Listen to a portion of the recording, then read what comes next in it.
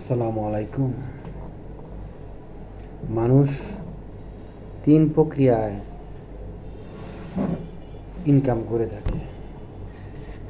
একটা হচ্ছে পূর্বজন্মের কামাই, আরেকটা হলো বর্তমান জন্মের কামাই, আর শেষটা হলো মৃত্যুর পরবর্তী জন্মের কামাই।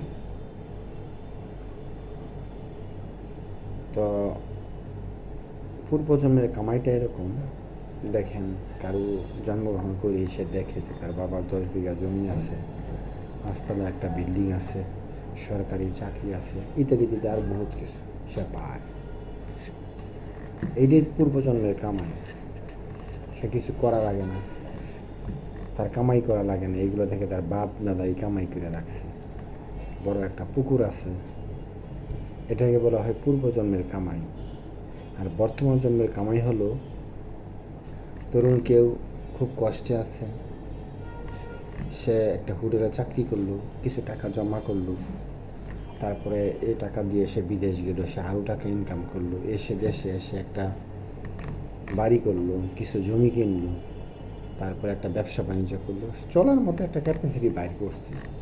এটা হলো তার এ জন্মের ইনকাম। আর মৃত্যুর পরবর্তী জন্মের ইনকাম কোনটা? এটা হলো দুনিয়াতে থাকতে বহু চেষ্টা করে বহুত মানুষ কি করে, আপনার একজন আলেম তৈরি করে যায়, বা একজন ডাক্তার তৈরি করে যায়, বা একজন আপনার কি বলে দানশীল মানুষ তৈরি করে যায়। সে মারা যাওয়ার পরেও ওই আলেম তো ঠিকই নামাজ কালাম পড়তেছে, মসজিদে যাইতেছে, রোজা রাখতেছে, মানুষকে দাওয়াত দিতেছে, ভালো কাজে কথা বলতেছে। যতবারই ভালো কাজ করি এরা একটা অংশ সে মৃত্যুর পরেও পাবে। বা সে ডাক্তার যে তৈরি করে গেল, ওই ডাক্তার আপনার ধরুন আপনার রোগীর সেবা করে, গরিব অনাথ মেহনতি মানুষের সেবা যত্ন করে।